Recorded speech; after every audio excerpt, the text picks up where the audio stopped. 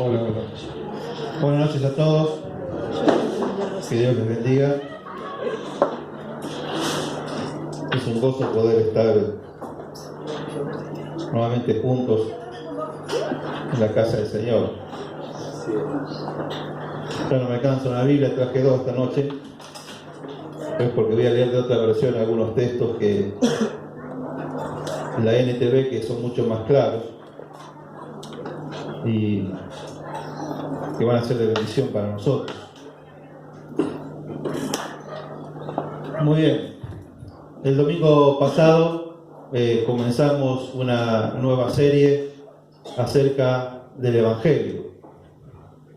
Yo les voy a pedir que pongan en pantalla.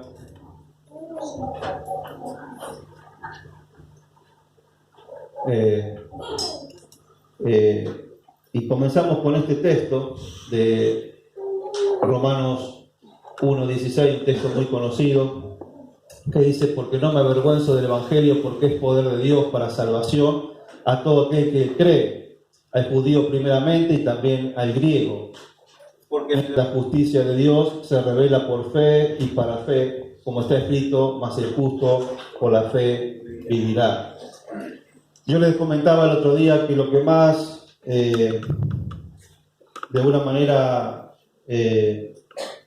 podemos decir atormenta mi corazón o es producto de mi meditación, es esa frase que está, esa parte del texto que está en rojo, cuando dice que el Evangelio es poder de Dios, ¿no? Eso significa que cuando uno tiene a Cristo en el corazón, tiene un poder, dice, un poder que te salva, pero un poder que te transforma. La Biblia dice que el mismo poder que Dios utilizó para resucitar a Jesús de los muertos es el mismo poder que tenemos en nosotros para cambiar. Ese es el poder del Evangelio. Es un poder en nuestro corazón, en nuestro interior, para poder ser transformados, para poder ser cambiados. Y yo me pregunto, pero si eso es real, ¿por qué no lo puedo experimentar? ¿Por qué no lo experimento? Y me lo hago personalmente la pregunta, y también la hago a nivel iglesia. Y es la pregunta que tenemos que respondernos diariamente. Es decir, por ejemplo, ¿cuánto haces que venís a la iglesia? O vamos a decirlo así, ¿cuánto haces que decís que sos cristiano? En todo este tiempo, ¿cuánto Dios ha transformado tu vida? ¿Cuánto has cambiado? ¿Cuánto has experimentado este poder del Evangelio?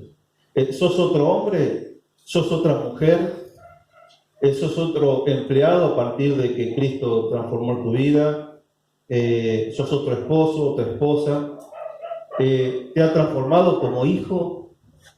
¿Sos un hijo totalmente distinto a lo que era antes? ¿Tu matrimonio sigue siendo igual que siempre?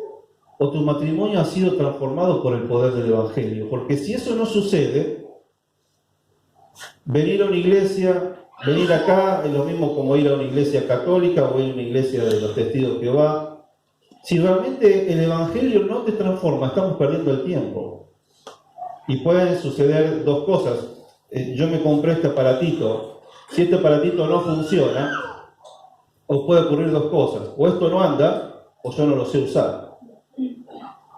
Y con el Evangelio, acá hay un problema, que con el Evangelio sabemos que el Evangelio funciona. El Evangelio no hay duda que funciona. El problema no está en el Evangelio, el problema no está en Cristo, el problema es que está en mí. Y puede pasar muchas cosas, o que todavía no conozco el Evangelio. Quizás hay personas que hace poco están viniendo y todavía les gusta venir, están viniendo, pero todavía no han conocido lo que es el Evangelio, o segundo, no han entendido el Evangelio. O quizás lo han entendido, pero no solamente tenemos que conocerlo y entenderlo, tenemos que creerlo. Dice, porque es poder de Dios para salvación a todo aquel que cree. Y una vez que lo creemos, tenemos que experimentarlo en nuestras vidas, que sea real. Por eso yo le hablaba el otro día de una renovación del Evangelio, una renovación personal, y esto no tiene que ver con cambiar el Evangelio, sino para volver a restaurar ese Evangelio que cambia vidas. Y es mi responsabilidad como pastor de esta iglesia, que cada uno de ustedes, cada persona que viene a esta iglesia, conozca el Evangelio, entienda el Evangelio, crea el Evangelio y experimente el Evangelio. Yo quisiera que ustedes puedan no vivir una religión, sino experimentar el Evangelio que Jesucristo vino a traer. Porque si no estamos hablando como cualquier religión, cualquier iglesia. Yo no quiero que esto suceda aquí. Yo quiero que vos puedas decir, esto que están diciendo, este mensaje que están, es algo real. Esto no es religión. Esto no es una filosofía de vida.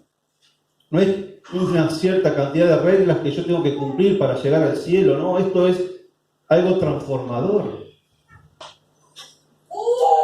Y por eso es que he comenzado esta serie, porque a través de esta serie quiero que conozcan el Evangelio, que entiendan el Evangelio, que crean el Evangelio, que puedan llegar a experimentar el Evangelio, que realmente ese poder de Dios se pueda ver en nuestras vidas. Y para eso comenzamos el otro día, para que veamos la necesidad del Evangelio. Sí, yo tengo primero que entender cuál es mi necesidad del Evangelio, por qué necesitamos el Evangelio. Y para eso tenemos que ir a Lucas capítulo 15, ¿se acuerdan? Capítulo 15, versículo 1 y 2, donde pudimos analizar de dónde viene esta necesidad del Evangelio. Lucas 15, 1 al 2. Dice,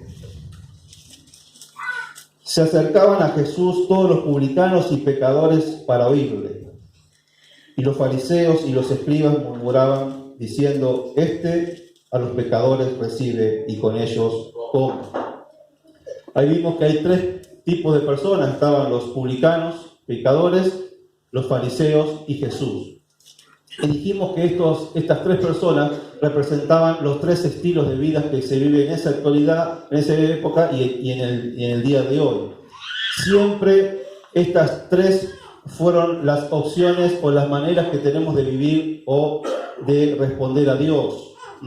Tenemos al publicano, que es el irreligioso, la persona que en su momento era pecadora, que no obedecía a la ley de Dios, ni obedecía a la ley ceremonial, no iba a la iglesia, es decir, no iba a la sinagoga, no quería saber nada con Dios. Tenemos los fariseos, que eran los santurrones, que eran los dueños de la sinagoga, que iban a la sinagoga, que trataban de cumplir toda la ley de Dios, que eran los santos, los santurrones, los perfectos, ¿no? Y ellos eran los religiosos.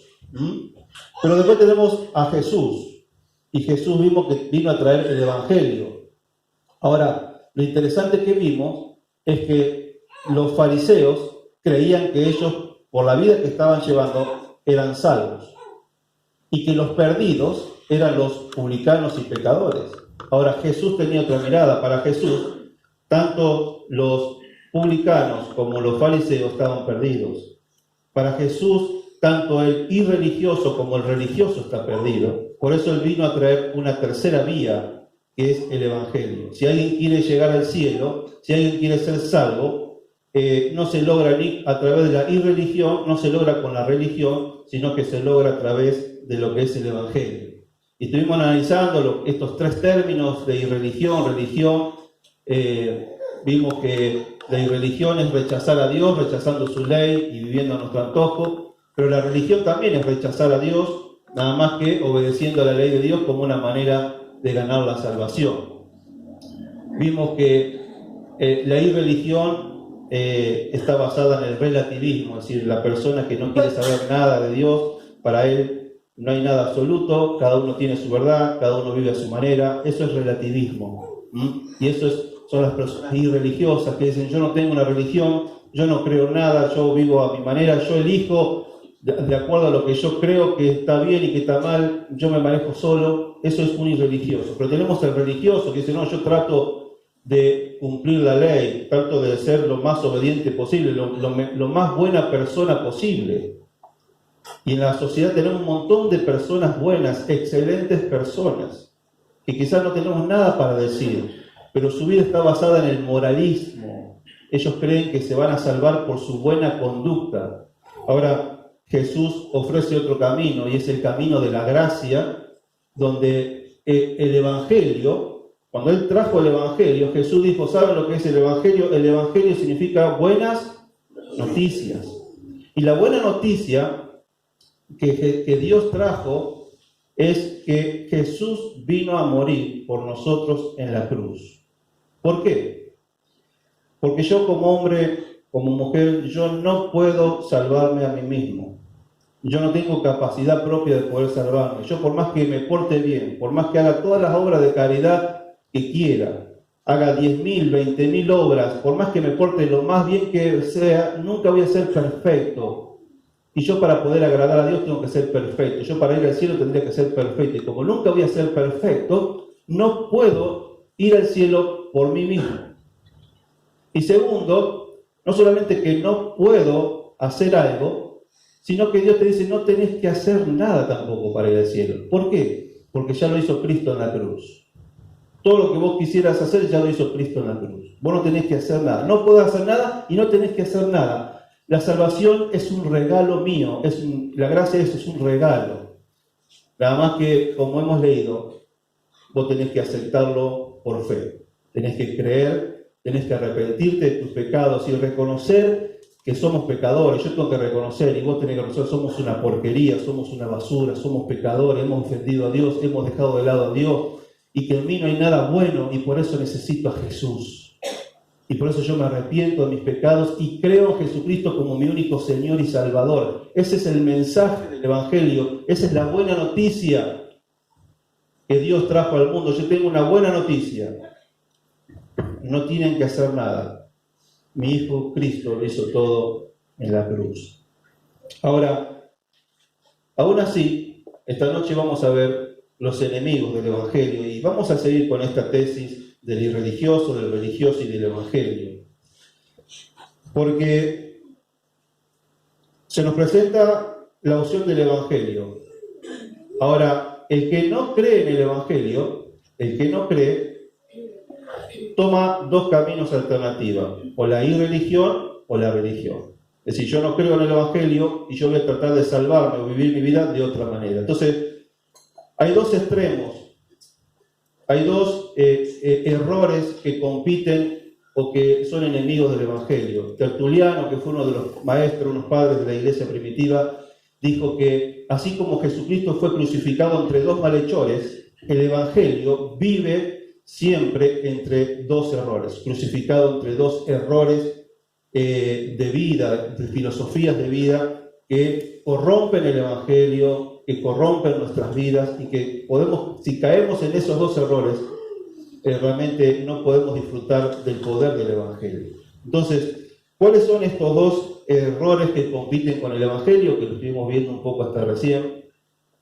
Y son esos dos errores que venimos hablando hasta recién, es decir, estos dos estilos de vida. Ahora lo que vamos a ir haciendo es todos estos conceptos ir profundizándolo un poquito más. Vamos a seguir con estos tres conceptos. Irreligión, religión y evangelio. Vamos a profundizar un poco más en esto. ¿Qué significa religión, moralismo, legalismo? ¿Qué diferencia hay en esos tres? En realidad no hay mucha diferencia. Es todo más o menos parecido. Ahora, ¿qué diferencia podemos encontrar? Bueno, cuando hablamos de religión en general. Es esa persona que dice, yo tengo mi religión. Yo tengo mi religión. A mí me criaron con una religión. Yo soy católico, soy adventista, o soy testigo de Jehová. Yo tengo mi religión. Es el religioso. Ahora, el moralista, o el moralismo, podemos decir que es el religioso practicante. Podemos decir, bueno, es como decir el católico practicante. Fíjense que hay católicos que dicen, yo soy católico pero no practico, no voy a la iglesia. Pero está el católico, por ejemplo, practicante, es decir, ese que dice, no, yo me comulgo, yo me confieso, yo voy a la iglesia todo domingo, trato de hacer buenas obras, me porto bien, tengo mi familia. Y como les decía recién, hay un montón de personas muy buenas con muchas obras de caridad, Es decir, que no se puede decir nada de esas personas, son excelentes personas. Son moralmente muy buenas. Y ellos basan su vida en esa moral. El legalismo o el legalista son las personas religiosas que las encontramos en nuestras iglesias, en las iglesias evangélicas quizás. ¿Quiénes son los legalistas? Son personas que han entendido de alguna manera el evangelio, saben que no me salvo por obra, pero cuando empiezo a vivir la vida cristiana, creo que la vida cristiana es una lista de los no puedo y los sí puedo. Y me baso en tratar de cumplir esas reglas, esos principios. No puedo fumar, no puedo tomar, no puedo ir al baile, no puedo esto, no puedo lo otro, no puedo un tatuaje, no puedo arito, no puedo esto, no puedo lo otro. Lo sí puedo, y sí tengo que congregarme, tengo que orar, tengo que leer la Biblia, tengo que ir a la célula, tengo que servir, los sí y los no. Y hago una lista de cada una de las cosas y la trato de cumplir, y creo que eso es el evangelio. Y me la paso la vida cristiana, entre comillas, cumpliendo reglas. Y eso no es lo que Dios quiere, si bien vivir el evangelio vamos a ver que implica un cambio de vida y vivir lo que Dios dejó dicho, pero es solamente una lista de reglas que yo tengo que cumplir. Y con eso vamos a ver que me quedo tranquilo, ¿no? Entonces, ahí tenemos el religioso, el moralista, el legalista, que todos están basados en reglas que cumple a rajatabla y que por fuera es una persona muy buena. Por otro lado tenemos la irreligión, el relativismo, el liberalismo. ¿Qué es todo eso? Bueno, el irreligioso es la persona que dice, yo no tengo ninguna religión. Y esa persona puede ser o atea, decir yo no creo en nada, o puede decir yo creo en Dios, pero no soy católico, no soy esto, no soy otro, yo no creo en esto, en lo otro, pero yo creo que hay un Dios. O puede decir no hay un Dios, es un irreligioso. Y esa persona vive una vida relativista, o practica el relativismo, por decir, bueno, yo creo en Dios, pero yo, es lo que decía recién, yo hago mi vida a mi manera, no creo en una verdad absoluta, cada uno tiene su verdad, yo hago lo que siento, vos haces tu vida, yo hago mi vida, yo te respeto a vos respetame a mí. Eso es relativismo, cada uno hace lo que quiere y lo que cree que está bien y lo que está mal. Ahora, el liberalismo, eso sí lo podemos tener dentro de nuestras iglesias, porque yo creo en Cristo, pero de alguna manera yo trato y sigo haciendo lo que yo quiero, no me ajusto a lo que Dios dice, lo que Cristo dice, nadie me puede venir a decir nada. Como que en la iglesia también, cada uno hace lo que quiere, vos no te metas en mi matrimonio, yo en mi matrimonio hago lo que quiero, vos en tu matrimonio haces lo que vos querés. Vos a tu esposa tratarla como querés, yo a mi esposa la trato como querés. Si nadie se puede meter. Entonces eso es un liberalismo, así, bueno, cada uno hace lo que cree, como el tiempo de los jueces, que cada uno hacía lo que le parecía. Ahora, ¿qué hay detrás de estas conductas, de esta forma de vivir? Los religiosos, los moralistas, los legalistas, en el fondo creen esto, no sé si consciente o inconscientemente, pero ellos viven de esta manera, ellos creen esto: obedezco, luego soy aceptado por Dios. Eso es lo que inconscientemente o conscientemente hay detrás de un religioso, de un legalista, de un moralista. Yo tengo que obedecer para ser aceptado por Dios. Es decir, que si yo vivo una vida santa, Dios me va así, yo tengo que vivir una vida santa y buena para que Dios me salve, o me ame, o me escuche. Entonces el católico, ¿qué piensa? Yo me tengo que portar bien, y si me porto bien, seguramente Dios me va a llevar al cielo. Me voy a ir al cielo, si me porto bien. Sí, para que Dios me salve, me tengo que portar bien. El cristiano, ¿qué dice el cristiano evangélico? Yo me tengo que obedecer para que Dios me ame. Si no obedezco, Dios o me castiga, o si no obedezco, Dios no me bendice, Dios no me prospera, Dios no me ama. Si yo me porto bien, Dios me va a amar más. Si yo me porto mal, Dios me ama menos. Entonces, es lo que nos pasa muchas veces, que buscamos que alguien nos ame, que alguien nos acepte, y hacemos cosas para que nos acepten y nos amen, y con Dios trasladamos eso. Yo tengo que hacer cosas para que Dios me ame. Tengo que hacer cosas para que Dios me escuche. ¿No nos pasa cuando tenemos que orar? ¿Por qué nos cuesta orar? Supóngase que usted ora todos los días a la mañana. Oró esta mañana. Desde que oró esta mañana hasta mañana a la mañana, usted cometió unos cuantos pecaditos, ¿no es cierto? Vamos a ser sinceros. Entonces, cuando llega la mañana y yo tengo que orar, digo, ¿qué voy a ir a orar ahora si lo que le pedí perdón ayer lo volví a hacer? Entonces no puedo ir a orar. Dios no me va a escuchar. ¿Me siguen? Es decir, yo, por ejemplo, si yo hubiera sido perfecto desde la última oración hasta esta, puedo orar tranquilo. Pero ¿cómo hacemos para ser perfectos? No podemos. Pero para que Dios me escuche me tengo que portar bien. Entonces, muchas veces, aunque somos cristianos, tenemos que volvernos a predicar el Evangelio de la gracia de Dios. Porque creo que Dios me va a amar más si obedezco, Dios me va a escuchar más si obedezco.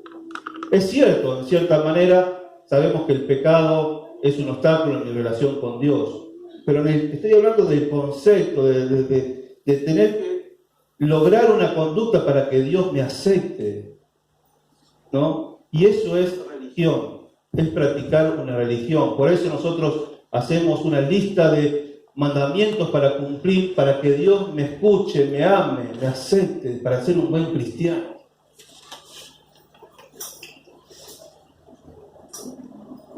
¿Qué dice el irreligioso? ¿Qué hay detrás de esa conducta irreligiosa, relativista, liberal? El irreligioso dice, todos somos aceptados por Dios y cada uno decide lo que considera que es verdad. Es decir, en el caso que existiera Dios, porque algunos pueden decir Dios no existe, pero en el caso que existiera Dios, todos somos aceptados por Dios. Es decir, miren, vamos a hacer la corta, miren, al último Dios nos va a perdonar. Y Dios nos va a llevar al cielo a todos. Eso es lo que pienso en relatividad. En el fondo, Dios no es un Dios de amor, Dios no va a condenar a nadie. Ese es el pensamiento. Dios es bueno, Dios es amor, no va a condenar a nadie. Y a eso le suma que entonces cada uno tratemos de vivir como queremos. Total, Dios no condena a nadie. Y Dios al último, Dios nos lleva todo al cielo. ¿Qué dice el Evangelio?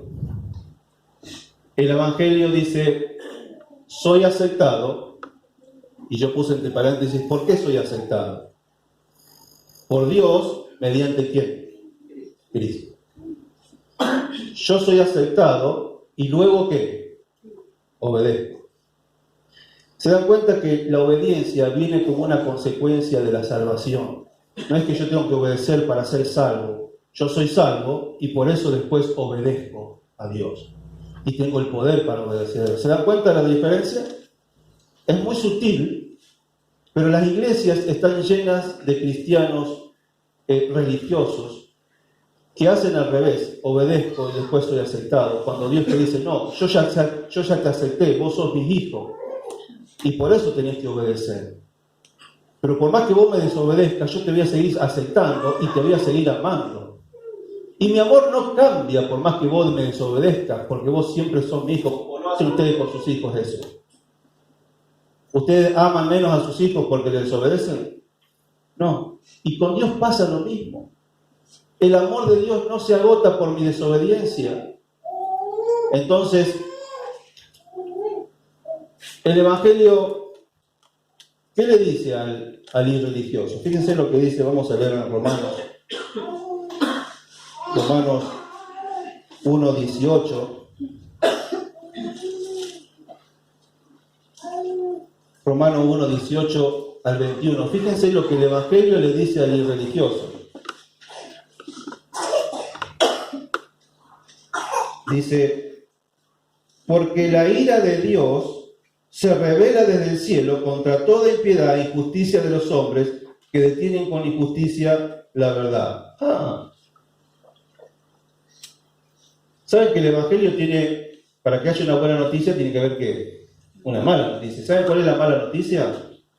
es que la ira de Dios se revela contra los pecadores. La Biblia dice que la ira de Dios va a venir sobre nuestras vidas, sobre los pecadores. Estamos todos condenados. Pero ¿cómo? Los irreligiosos dicen, no, pero Dios es amor. No, Dios es amor y también es un Dios de ira. Y Él sabe perfectamente cómo usar el amor y usar la ira. Pero la Biblia habla de la ira de Dios hacia los pecadores. Por eso necesitamos el Evangelio. Por eso necesito a Cristo, porque la ira de Dios se viene sobre mi vida y un día voy a ser condenado. No es que Dios me ama igual. Sí, Dios me ama, pero Él tiene que hacer justicia. Entonces sigue diciendo, porque lo que de Dios se conoce le es manifiesto, pues Dios se lo manifestó. Porque las cosas invisibles de su eterno poder y deidad se hacen claramente visibles desde la creación del mundo, siendo entendidas por medio de las cosas hechas, de modo que no tienen excusa. Y fíjense lo que hicieron, y este es el típico y religioso del versículo 21, dice, pues habiendo conocido a Dios, no le glorificaron como a Dios, ni le dieron gracias, sino que se envanecieron en sus propios razonamientos, y su necio corazón fue que entenebrecido. El religioso dijo, Dios existe, pero a mí no me interesa. Yo voy a hacer lo que mi razonamiento me diga, lo que mi mente, mi pensamiento me diga. Eso es lo religioso. Ahora el Evangelio te dice, ten cuidado, porque ese camino te lleva a la condenación. La ira de Dios se derrama y por eso estás necesitando el Evangelio. Y si por eso Cristo murió en la cruz por vos, porque por tu vida estás condenado y Jesucristo es el único que puede salvarte. Ahora, ¿qué le dice el Evangelio al religioso? Romanos 3:20, y se lo voy a leer desde la NTV. Romanos 3:20 dice así: pues nadie llegará jamás a ser justo ante Dios por hacer lo que la ley manda. ¿Está claro? Ninguno va a llegar a ser justo delante de Dios por hacer lo que la ley manda. La ley sencillamente nos muestra los pecadores que somos. Saben que la ley tuvo ese propósito. La ley fue mostrarnos que nunca vamos a poder cumplirlo. Y por eso necesitamos un Salvador. Y sigue diciendo, pero ahora, tal como se prometió tiempo atrás en los escritos de Moisés y los profetas, Dios nos ha mostrado cómo podemos ser justos ante Él sin cumplir con las exigencias de la ley. Dios nos hace justos a sus ojos cuando ponemos nuestra fe en Jesucristo. Y esa verdad es para todo el que cree. Dice, sea quien fuere. Dice que la única manera de ser justos delante de Dios es poniendo nuestra fe en Cristo. Entonces, el Evangelio, esta tercera manera de vivir, le dice al religioso, tené cuidado porque la ira de Dios está sobre tu vida. Le dice al religioso, por tus buenas obras, por cumplir la ley, no vas a ser salvo. Necesitamos poner nuestra fe en Jesucristo para ser salvos, porque Él murió en la cruz por nuestros pecados.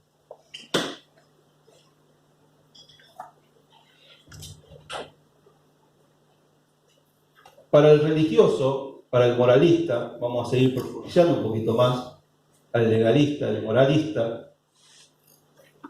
¿Cuál es la motivación para cambiar de vida? Porque estamos evidenciando que el moralista, el religioso, cambia de vida. Hay mucha gente que ha cambiado su vida.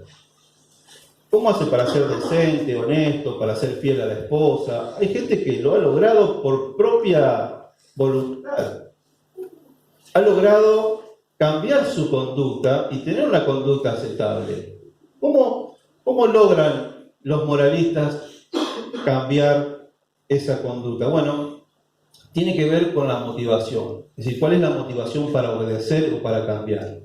Entonces, la motivación del religioso para cambiar o para obedecer es el miedo y el orgullo. ¿Qué significa eso? Es decir, que el moralista cambia de vida porque tiene miedo a las consecuencias o miedo del castigo. ¿Me siguen?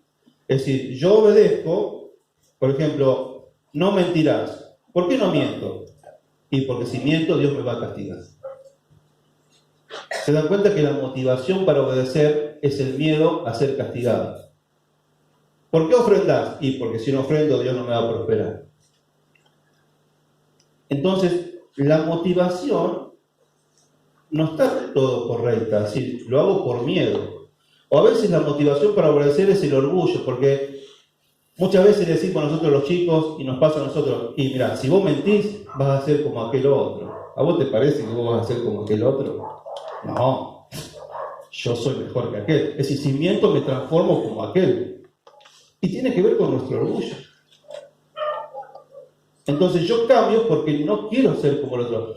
Y no tomes vino, ¿por qué? Porque vas a ser un borracho. ¿Vos querés ser un borracho como fulanito? Vos no podés ser borracho como fulanito. Entonces, las motivaciones para cambiar tu vida es el miedo a ser castigado por Dios, el miedo a las consecuencias, o el orgullo, es decir, de no ser menos que otro. Pero nunca la motivación es por amor a Dios, por amor a lo bueno, por agradar a Dios, porque Él murió por mí. Entonces, hay una palabrita ahí abajo que dice que egocentrismo, es decir, al final yo cambio por mí mismo, para un beneficio propio. No lo hago por Dios, lo hago por mí, para que no ser castigado, para no ser menos que hay, es decir, lo hago por mí. Es decir, mi egoísmo está usando el miedo y el orgullo para aplacar mi conducta y para vivir una vida correcta, pero detrás de esa vida correcta hay miedo, hay orgullo, hay egoísmo. Estamos analizando profundamente nuestro corazón. Y esto nos puede pasar a nosotros, hermanos. ¿Por qué estás obedeciendo a Dios? Quizás en el fondo es por nosotros mismos. Es por miedo, pero si Dios me castiga, si Dios me disciplina. No robo por miedo a que me metan a la cárcel, no porque no quiera robar. Si no fuera que me metan a la cárcel, yo robo. Y a veces a los chicos les enseñamos esa forma de conducta externa.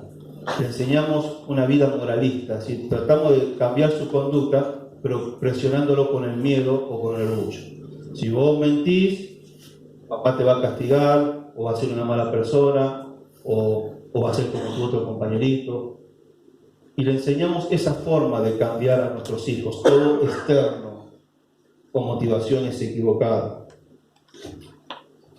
¿Cuál es la motivación del irreligioso? La motivación es hacer lo que siente. ¿Por qué no quiere obedecer? ¿Por qué no quiere ajustarse a una ley? Porque yo quiero hacer lo que siento, lo que se me da la gana. No quiero que nadie me diga lo que tengo que hacer, lo que me hace feliz lo hago, le guste a quien le guste, esté bien o mal, no me importa. Yo hago lo que siento. Y eso también es egocentrismo. Pienso en mí, en lo que yo tengo ganas de hacer. No me importa Dios, no me importa los demás. Entonces, fíjense la motivación que por fuera puede ser algo bueno, pero por dentro estamos llenos de miedo y de orgullo y de egoísmo. Por ejemplo, por eso Jesús le decía a los fariseos, ¿se acuerdan? Sepulcros que blanqueados, por fuera era una pinturita, pero por dentro estaban ¿qué? Podridos, ¿no? Ahora, ¿qué dice el Evangelio? La motivación para obedecer, ¿qué es? La gratitud y el amor ¿a quién? A Cristo, por lo que Cristo hizo en nuestra vida. Eso es lo que nos enseña el Evangelio. Vos tenés que obedecer, no por miedo, ¿no? Ni por orgullo. Saben que el Evangelio destruye el miedo y el orgullo. La gracia destruye el miedo y el orgullo. ¿Por qué? Porque el Evangelio te dice que no tenés que tener miedo. Porque por más que vos te portes re mal, Dios te ama igual. ¿Qué miedo vas a tener? Por más que sea el peor pecador, no va a cambiar el amor de Dios. Dios te ama igual. Y el Evangelio destruye tu orgullo. ¿Sabes por qué? Porque el Evangelio te dice que somos la peor porquería del mundo. Que estamos perdidos, que somos pecadores. y que Cristo tuvo que morir en la cruz por mí. ¿Sí? ¿Qué orgullo puedo tener yo si Cristo tuvo que morir por mí en la cruz para salvarme? Que yo no puedo hacer nada. Entonces el Evangelio destruye nuestro egoísmo, destruye nuestro orgullo, nuestros miedos. Cuando realmente, por eso es vivir a Cristo y experimentar a Cristo, Cristo en nuestras vidas, entender lo que Cristo hizo por mí, destruye todo eso en nuestras vidas, el orgullo, el egoísmo, el miedo, y podemos vivir obedeciendo por gratitud y por amor al Señor. Miren lo que dice Tito.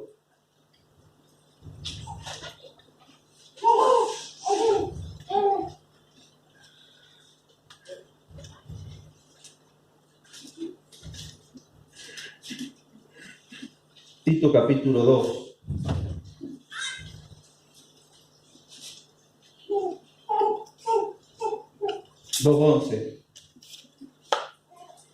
Dice, porque la gracia de Dios se ha manifestado para salvación a todos los hombres, enseñándonos que, renunciando a la impiedad y a los deseos mundanos, vivamos en este siglo sobria, justa y piadosamente. Pablo quería que esta iglesia pueda renunciar a la impiedad, dice, a los deseos mundanos, y que viva sobria, justa y piadosamente. Ese era el objetivo de Pablo. Lograr que la iglesia ahí en Creta renuncie a la impiedad y a los deseos mundanos.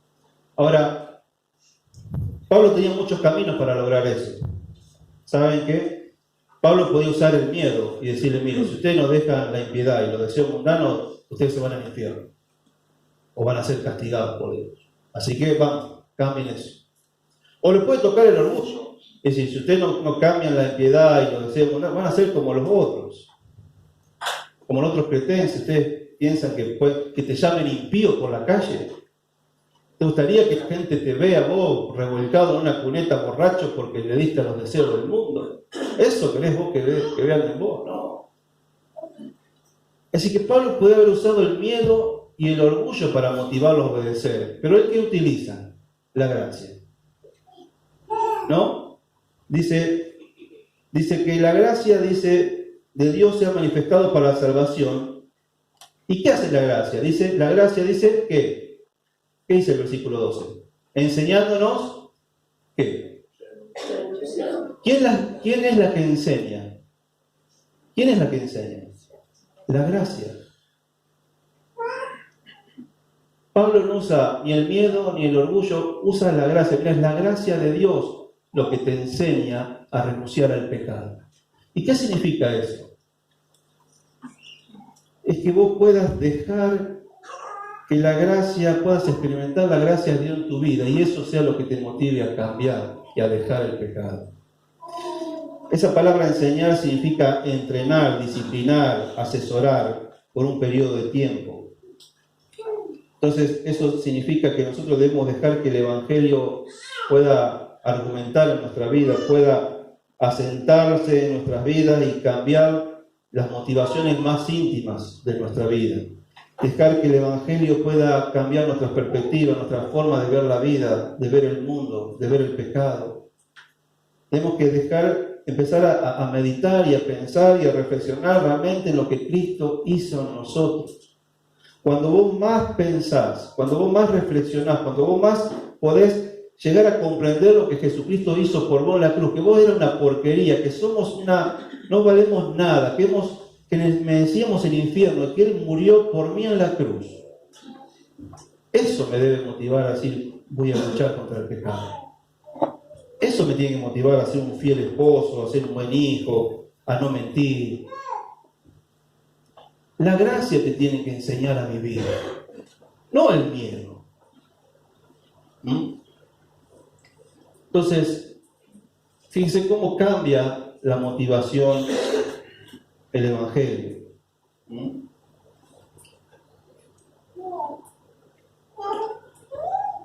La religión, el moralismo, practica la verdad sin gracia. Solamente hay que obedecer. La irreligión es gracia sin verdad. ¿Me entienden? El religioso es solamente cumplir la ley, y no hay gracia, no hay amor, al contrario, el amor hay que ganar. Y la irreligión te dice, no, es toda gracia sin verdad. Es decir, Dios es amor, Dios perdona todo, no hace falta obedecer. Entonces, cualquier religión, cualquier filosofía de vida que saque uno de estos elementos, no sirve y te lleva al desastre, te lleva a la religión o te lleva al libertinaje. Por eso que la verdad y la gracia siempre tienen que ir juntas. Por eso que el Evangelio es gracia y verdad. ¿Qué dice Juan 1:14? ¿Alguien lo sabe de memoria? Juan 1:14 dice: y aquel verbo fue hecho carne y habitó entre nosotros, y vimos su gloria, gloria del unigénito del Padre, lleno ¿de qué? De gracia y de verdad. Jesucristo era una persona llena ¿de qué? De gracia y de verdad. El Evangelio predica la gracia y la verdad juntas. No se pueden separar. La gracia y la verdad van juntas. Esto lo podemos ver, ¿se acuerdan en la mujer adúltera? Cuando la estaban por apedrear, Jesús, ¿qué le dijo? Ni yo te condeno. ¿Eso qué es? ¿Qué es ni yo te condeno? Eso es gracia. Y vete y no peques más, ¿qué? Eso es el Evangelio. Ni yo te condeno, pero vete y no peques más. Gracia y verdad. Y lo mismo pasa con nosotros. Dios te recibe a vos como estás. No importa cómo vos estás. Si vos has practicado el homosexualismo, no importa, Dios te perdona, pero Dios te dice, yo no te condeno, pero vete y no peques más.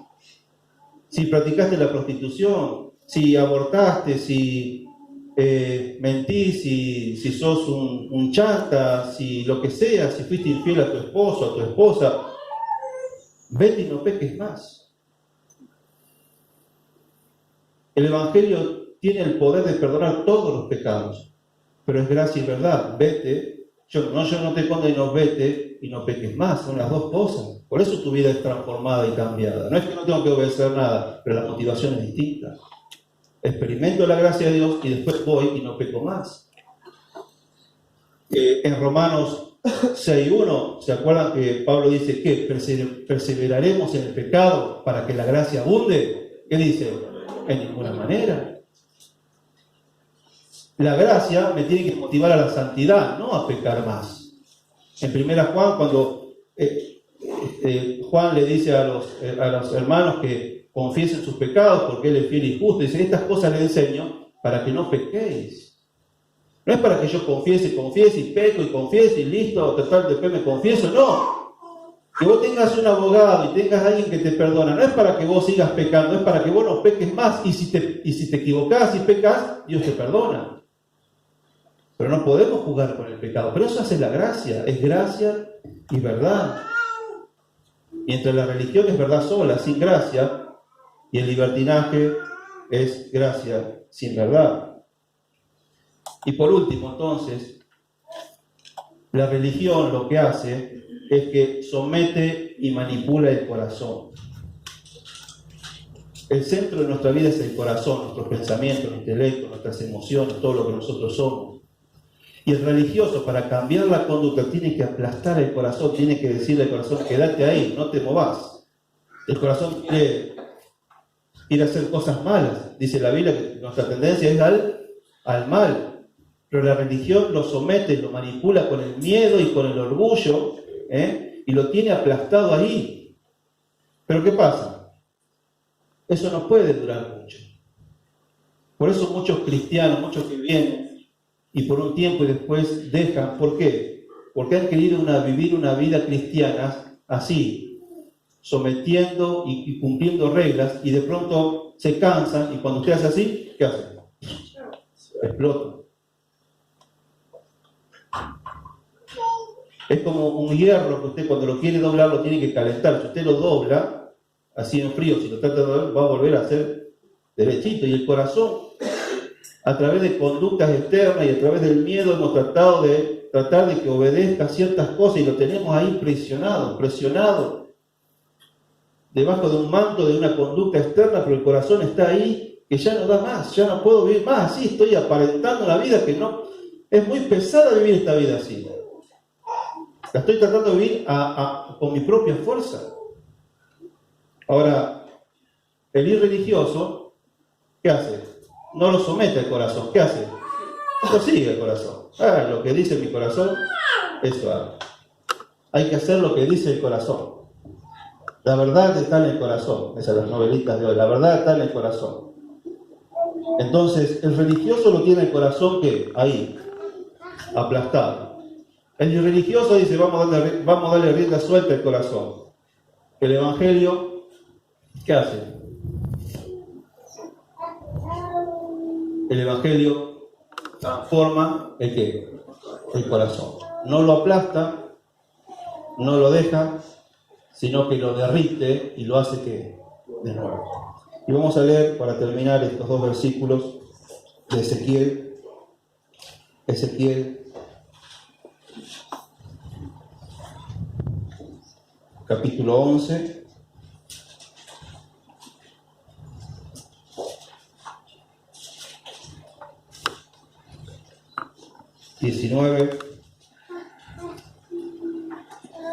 Dice Dios, y les daré un corazón y un espíritu nuevo pondré dentro de ellos, y quitaré el corazón de piedra en medio de su carne, y les daré un corazón de carne. Hay una transformación del corazón. Nos saca este corazón de piedra y pone un corazón nuevo. Dice, y les daré, dice, para que anden ¿qué? En mis ordenanzas y guarden mis decretos y los cumplan, que sean por pueblo y yo les sea a ellos por Dios. ¿Se dan cuenta que primero Dios le cambia el corazón y después le dice, también voy a poner sus leyes? Es decir, hay obediencia, pero primero nos tiene que cambiar el corazón. Y eso es lo que hace Jesucristo. El Evangelio es eso, es la transformación de tu corazón. Por eso después obedecer no va a ser un peso, no es una carga. Obedecer no es obedecer una lista de reglas, sino es obedecer por amor a Jesucristo. Por amor a lo que Él hizo por nosotros, ¿no? Y Romanos, fíjense, siguiendo con esto de que el Evangelio transforma el corazón, Romanos capítulo 10, Romanos capítulo 10, y con esto terminamos.